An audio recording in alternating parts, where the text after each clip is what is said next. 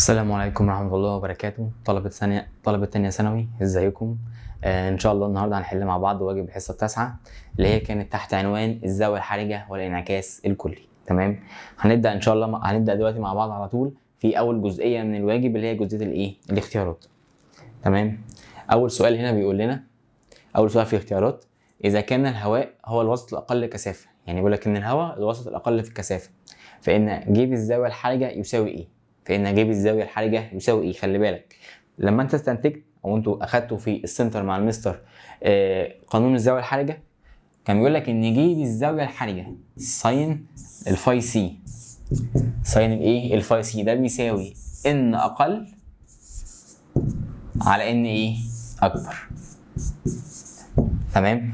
استنتجنا القانون دوت إن ساين فاي سي تساوي إن أقل على إن أكبر. تمام. طيب هو بقى بيقول لك ايه؟ اذا كان الهواء هو الوسط الاقل كثافه، لو الهواء هو الوسط الاقل كثافه يبقى يعني هو بيقول لك حط الوسط الاقل في الكثافه هو هواء. تمام، وانت عارف ان معامل انكسار الهواء بواحد، فاصبح ان ساين فاي سي اهي هتساوي الواحد اللي هو بتاع الهواء على ان ايه؟ اكبر. اصبح في الحاله اللي فيها الوسط الاقل كثافه، الحاله اللي فيها الوسط الاقل كثافه الساين فاي سي هي مقلوب، لان هي واحد على ان الوسط الايه؟ الاكبر في الكثافه. تمام، لما يبقى الوسط الاقل في الكثافه هو الهواء، اصبح جيب الزاويه الحرجه اللي هو ساين فاي سي يساوي مقلوب معامل انكسار الوسط الاقل، الوسط الاكبر في الايه؟ في الكثافه، واحد على ان اكبر. تمام، ده السؤال الاول. تعالوا نبص على السؤال الثاني. بيقول لك يحدث انعكاس كلي للضوء عندما تنتقل الاشعه من الوسط ايه للوسط ايه. تمام، خلي بالك ظاهره الانعكاس الكلي هي كانت الظاهره المكمله لظاهره الزاويه الحرجه. تمام، لو احنا عندنا كده حد فاصل بين وسطين، وعندي هنا وسط اقل وعندي هنا وسط اكبر، عندي هنا وسط اقل وعندي هنا وسط ايه؟ اكبر. ده الشرط الاساسي. ايه هو الشرط الاساسي او الشرط الاول؟ ان الشعاع يجي من الوسط الاكبر في الكثافه رايح على وسط الاقل في الكثافه. يبقى اول شرط عشان تحصل ظاهره الانعكاس الكلي ان الشعاع يجي من الوسط الاكبر في الكثافه رايح للوسط الاقل في الايه؟ في الكثافه. طيب ده اول شرط. طب ايه الشرط الثاني؟ قال لك انه يسقط بزاويه سقوط اكبر من الزاويه الحرجه، اكبر من الزاويه الايه؟ الحرجه.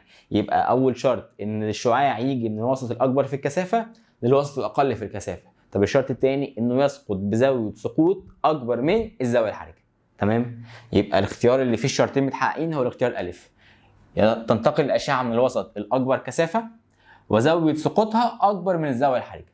تمام، شرطين هم دول الشرطين اللي يعملوا ظاهره الانعكاس الايه؟ الكلي. تمام.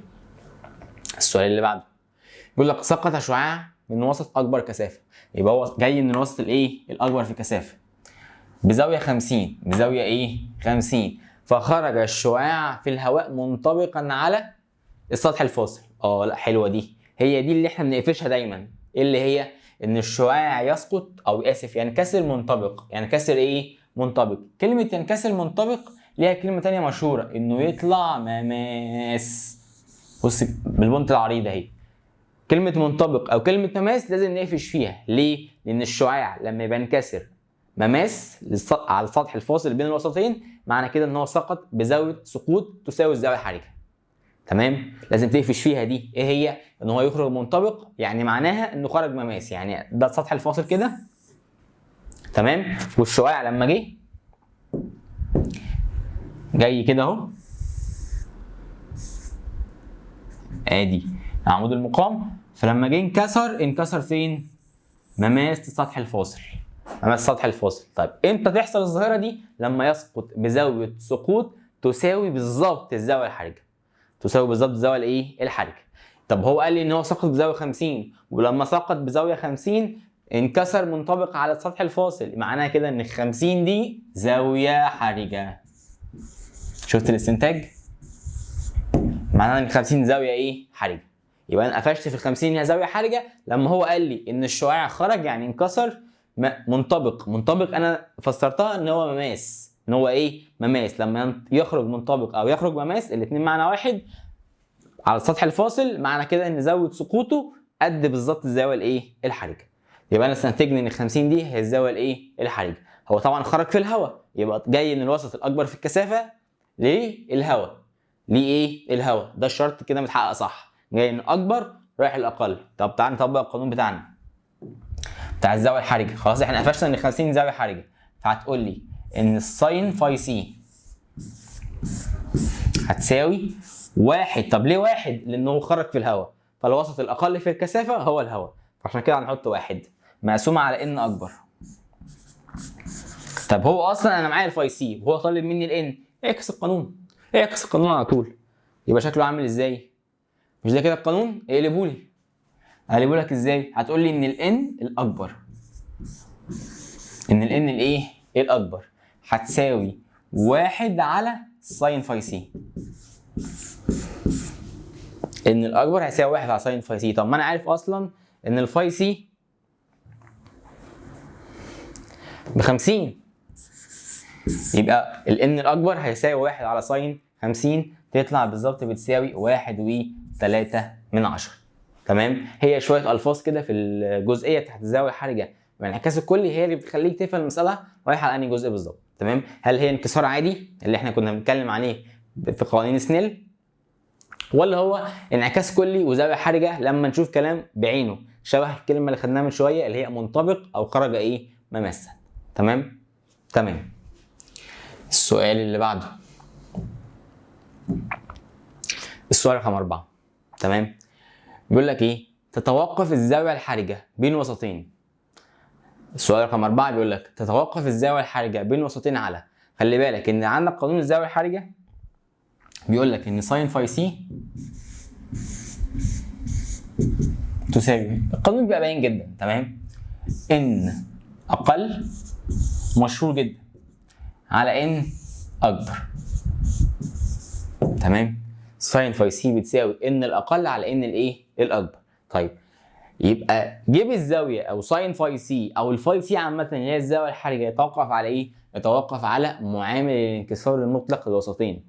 معامل الانكسار المطلق للايه؟ الوسطين، سواء كان الان الاقل او الان الايه؟ الاكبر، اللي هو بالبلدي يعني تتوقف على نوع الوسطين. هم كل وسط ليه معامل انكسار مختلف، ليه بصمه، يعني الهواء غير الميه غير الزيت غير الازاز، كل وسط من دول ليه معامل انكسار. تمام؟ يبقى لما اقول لك ان الزاويه الحرجه تتوقف على معاملات الانكسار المطلقه لكل وسط، معناها ان هي تتوقف على نوع الوسط. هي نفس المعنى، نفس الايه؟ المعنى، لان كل وسط ليه معامل انكسار خاص بيه. تمام؟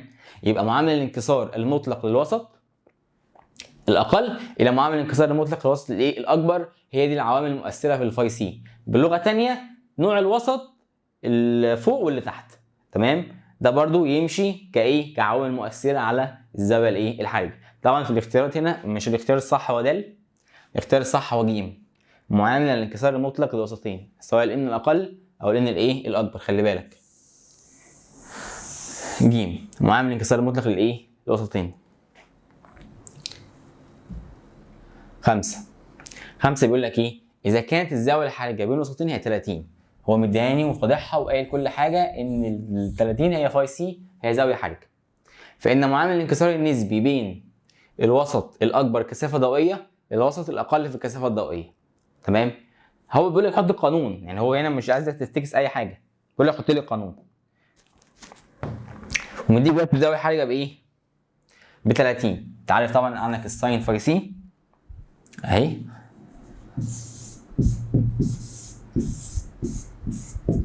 هتساوي ان اقل، كتبنا 100 مره القانون، على ان اكبر. ان اقل على ان ايه؟ اكبر. طيب هو قال لك ايه بقى؟ نرجع كده للسؤال تاني، بيقول لك ايه؟ فان معامل الانكسار النسبي، معامل الانكسار النسبي للوسط الاكبر كثافه الى الوسط الاقل كثافه. ما انت عارف لما يقول لك معامل الانكسار النسبي لوسط الى وسط بتاخد الثاني على الاول. اسف، لما يقول لك معامل الانكسار النسبي وسط لوسط بتاخد الثاني على ايه؟ الاول. هو هنا قال لك الاكبر للاقل، فانت تعمل ايه؟ تاخد الاقل الاكبر. ده قانون معامل الانكسار النسبي. معامل الانكسار الايه؟ النسبي، ان 2 على ان 1، الثاني على الاول حسب ترتيب الجمله اللي هو قايلها. هو قال لك معامل الانكسار النسبي من الوسط الاكبر للاقل، فيبقى القانون ان اقل على ان اكبر، اللي هو بالظبط قانون الزاويه الايه؟ الحرجه. فنرجع هنا يبقى ان اقل على ان اكبر بتساوي ساين فاي سي اللي هي اصلا ب 30. فان اقل على ان اكبر هتساوي ساين ايه؟ 30. طبعا ساين 30 اشهر جيب زاويه اللي هو بيساوي كام؟ طبعا بيساوي نص. طبعا هنكتب بس خط كبير عشان يبقى باين في التصوير. تمام؟ 1/2 هي النسبه بين معامل نسبي للوسط الاكبر كثافه للاقل كثافه، اللي هو في التطبيق في القانون ان 2 على ان 1، يعني ان اقل على ان ايه؟ اكبر، ده بيساوي 1/2 اللي هي النص. تمام؟ فالاختيار الصح طبعا هو ايه؟ نص، هي 1/2 هو رقم ألف. تمام؟ رقم ايه؟ رقم ألف.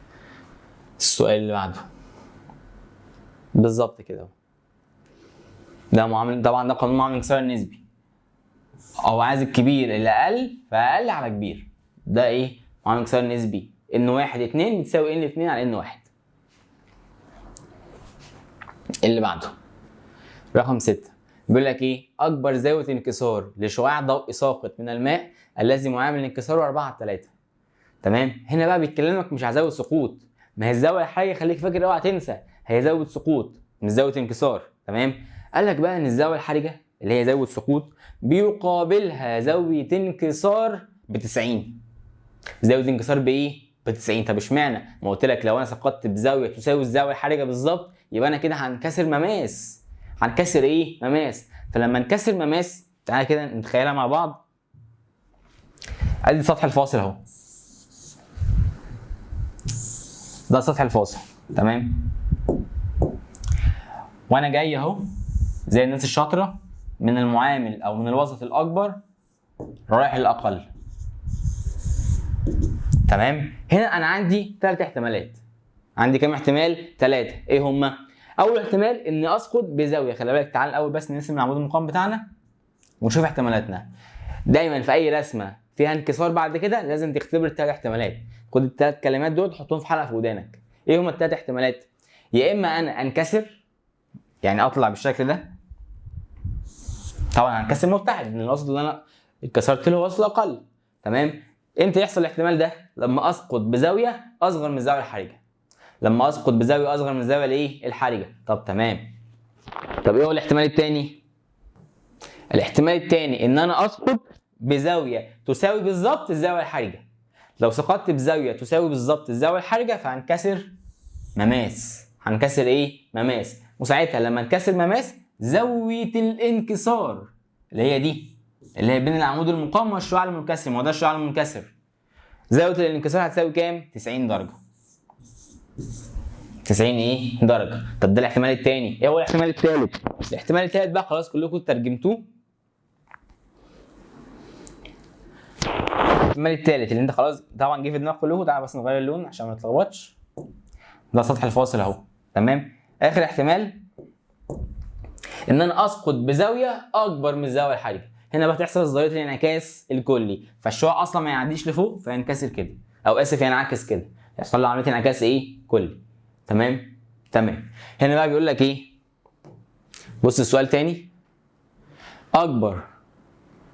اكبر زاويه انكسار لشعاع ضوئي ساقط من الماء الذي معامل انكسار 4/3. مش عايز ده، انا عايز كلمه ان هو ايه؟ اكبر زاويه انكسار. اكبر زاويه انكسار للشعاع لما هو يبقى ساقط بزاويه حرجه فينكسر مماس، فتبقى الزاويه بتاعت الانكسار 90 درجه. تمام؟ الكلمتين دول هينفعوك جدا وخصوصا في الحصه الجايه ان شاء الله في المنشور. يبقى الاختيار رقم ايه؟ رقم ألف. تمام. السؤال اللي بعده رقم 7 بيقول لك ايه؟ اذا كانت الزاويه الحرجه الوسط بالنسبه للهواء هي 45 فان معامل انكساره هذا الوسط تساوي ايه؟ تمام؟ هو قال لك ان الوسط الثاني هو هواء. تمام؟ يبقى كده الان بتاعت الاقل هي بواحد، فهنطبق القانون بتاع الزاويه الحرجه. تمام؟ هنطبق القانون بتاع الزاويه الحرجه، هنقول ان ساين باي سي هتساوي ان اقل بقى اللي هو واحد، اللي هو قال لي ان هو هواء، ان اكبر انا عايزه، ان اكبر انا ايه؟ انا عايزه. تمام؟ قال لنا بقى هو هنا في المساله الزاويه الحرجه ب 45 تبقى ساين 45 بتساوي الواحد على ان اكبر اللي هو طالبه مني في المساله. ساين 45 بالظبط بواحد على جذر 2، اعملها على الآلة. دي بتساوي واحد على ان اكبر. تمام؟ يبقى ساين 45 بتساوي واحد على ان اكبر. يعني واحد على ان اكبر بيساوي واحد على جذر 2 اللي هو الناتج بتاع ساين 45. تمام؟ طيب يبقى لو انا عايز بقى الان اكبر هروح اقلب الناحيه الثانيه، فهيبقى الان اكبر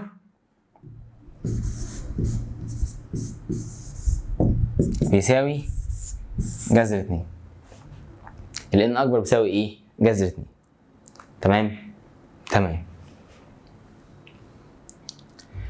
طيب رقم 8 بيقول لك اذا كانت الزاويه الحرجه لشعاع ضوئي عندما ينتقل من وسط معامل انكساره 1 علامه 72 الى وسط تاني الوسط التاني الله اعلم هو ايه؟ هي 55، فيكون معامل انكسار ماده الوسط التاني كام؟ تمام؟ هنا بقى في حاجه ذكيه شويه. ايه هي؟ قال لك هو انكسر من وسط اول لوسط تاني، ما قالش مين الاكبر من الاقل، ودي تفرق جدا لان القانون ترتيبه كده ان اقل على ان اكبر، فتفرق معايا ان هو قال لي هنا وسط اول وسط تاني، ما قاليش مين الكبير ومين الصغير، فانا مش هخمن. تمام؟ امال انا اعمل ايه ساعتها؟ انت مش محتاج حضرتك في قانون الزاويه الحرجه ساين فاي سي،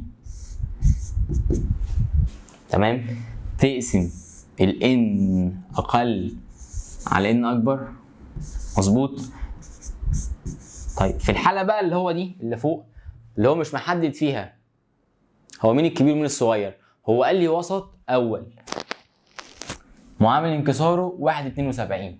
ابص فين انا بقى؟ في حد فيكم عرفها؟ ابص فين في الاختيارات؟ ابص فين في الاختيارات؟ هتفيدني بالاختيارات؟ هتلاقي ان كل الاختيارات اقل من 1.72، اقل من 1 الايه 72. تمام؟ يعني الف 1 علامه 41، ب 1.48، ج 1.53، د 1.56. ده كله يؤكد لك ان الوسط الثاني اللي هو رايح له اقل من الوسط الاول اللي هو معامل انكساره 1.72.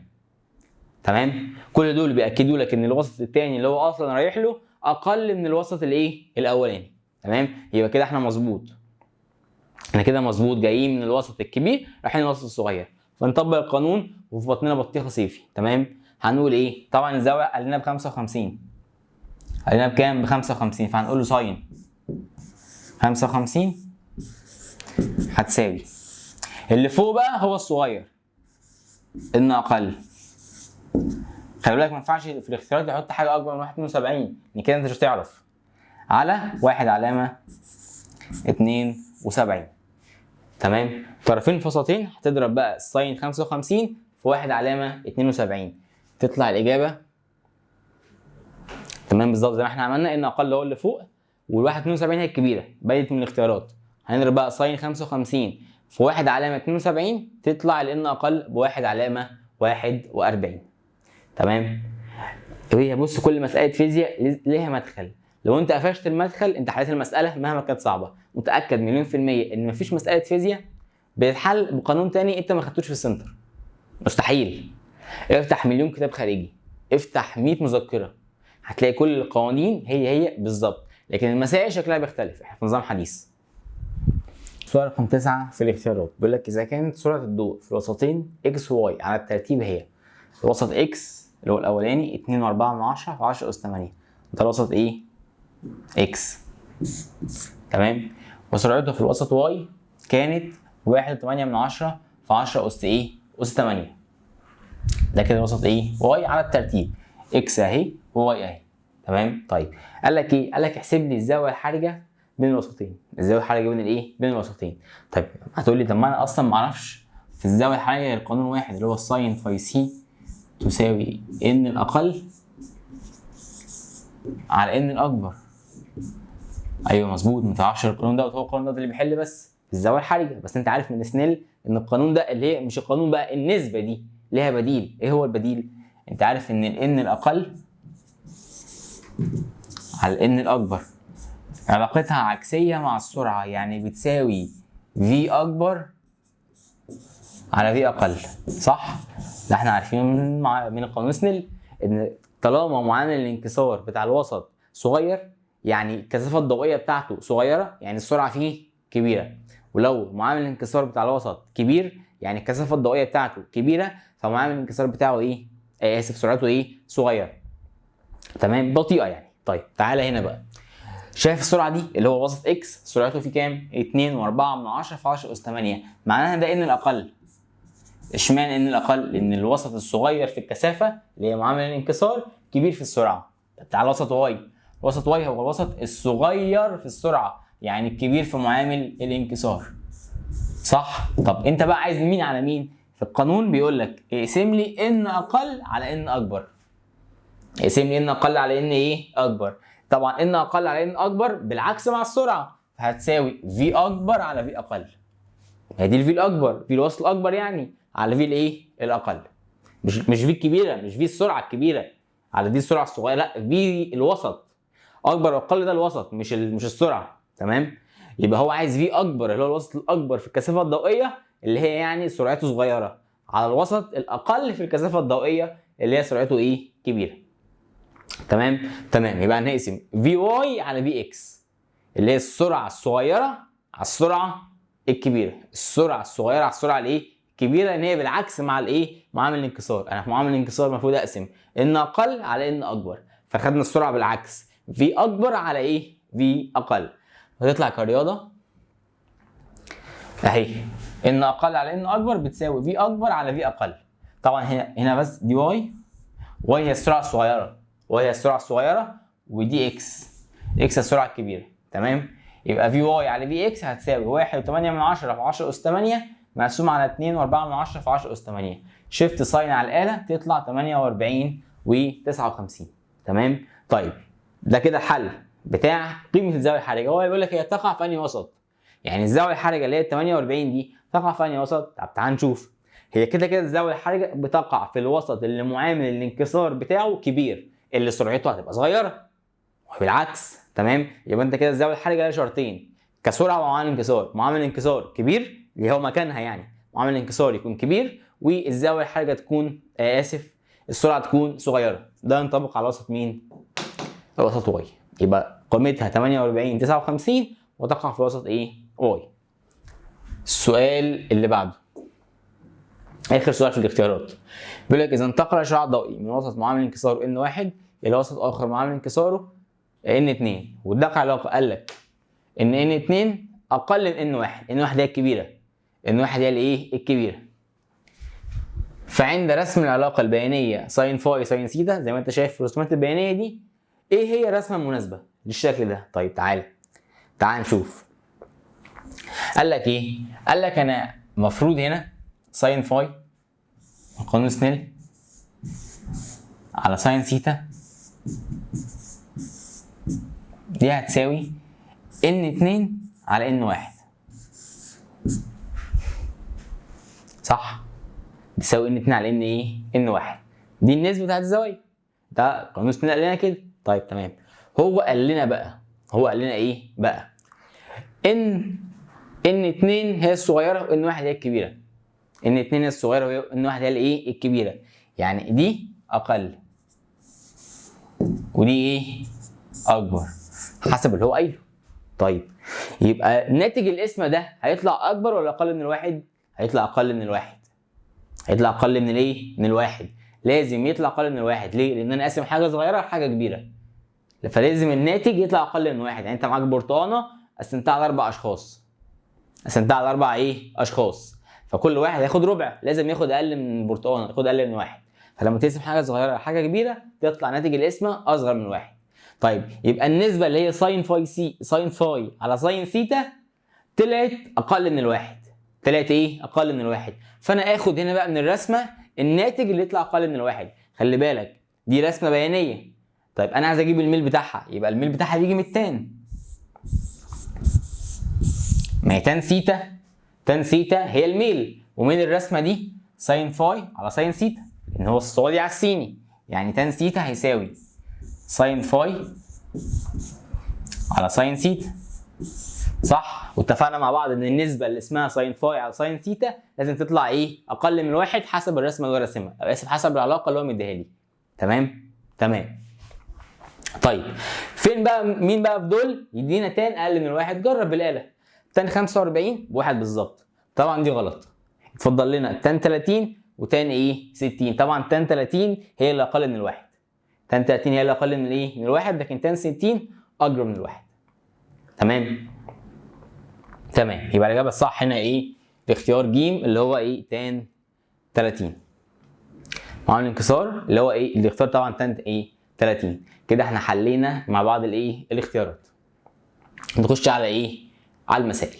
الجزء الثاني طبعا من الواجب بيكون ايه؟ الجزء بتاع المسائل. طيب هنقول بسم الله ونبدا في اول مساله. خلي بالك عشان المسائل في الجزء ده مش سهله. مسائل في الواجب هنا مسائل فيها افكار كويسه وافكار محترمه محتاجين نفهمها واحده واحده مع بعض. طيب بيقول لك ايه في السؤال الاول؟ السؤال بيقول لك اذا كانت الزاويه الحرجه للزجاج بالنسبه للهواء 42. الزاويه الحرجه للهواء بالنسبه للزجاج 42. تمام؟ يعني ده معناه ايه الكلام ده؟ بص عشان بس نفسر كل حاجه. ده معناه ان ساين الزاويه الحرجه اللي هو مديها لي اللي هي 42 ده هيساوي مين على مين؟ ان بتاع الهواء لان هو الاقل على ان بتاع الزجاج. حلو الكلام؟ حلو الكلام. يبقى ان هواء على ان زجاج بيساوي ساين 42. ده اللي هو قاله ان اذا كانت الزاويه الحرجه للزجاج بالنسبه للهواء 42 والزاويه الحرجه بص بقى ده كده اللي احنا استفدناه لما وقفنا لحد رقم 42. تمام؟ طيب تعال نكمل. والزاويه الحرجه للماء بالنسبه للهواء كانت 48. يبقى مديك الرقم ال 48 اللي هو ساين 48 زاويه حرجه. بس الزاويه الحرجه بقى دي، الزاويه الحرجه دي بين مين ومين؟ بين ان هواء الى ان ماء. طبعا دايما الكبيره هو اللي تحت، وكده كده الواحد اصغر حاجه اللي هي يعني بتاعت الهواء. تمام؟ طيب يبقى احنا استنتجنا استنتاجين ان ساين 42 اللي هي الزاويه الحرجه اللي بين الهواء والزجاج عملناها شكل، والشكل الثاني ساين 48 اللي هي ان هواء على ان ايه؟ ماء. طيب انت عايز مني ايه؟ عايز منك حاجتين. اول حاجه معامل الانكسار النسبي من الزجاج للماء. معامل الانكسار النسبي من ايه؟ من الزجاج للماء. يعني عايز ان ماء على ان زجاج. عشان انت عايز معامل الانكسار النسبي من الزجاج للماء، يعني انت عايز مني ان ماء على ان زجاج. فانا عايز اوصل من هنا ان اجيب ان ماء على ان زجاج. هتعمل ايه؟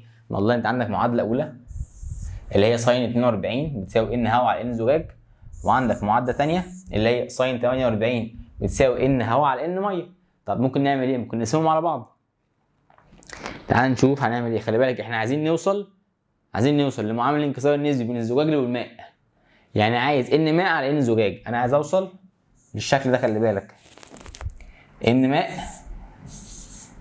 على ان زجاج ده اللي انا عايزه. عايز اجيب ان ماء على ان ايه؟ زجاج. طيب تعال نقسم بقى المعادلتين دول على بعض. اول معادله اللي فيها ساين 42 اهي، ركز بقى عشان اللي جاي كله رياضه. خلاص الفيزياء احنا خلصناها.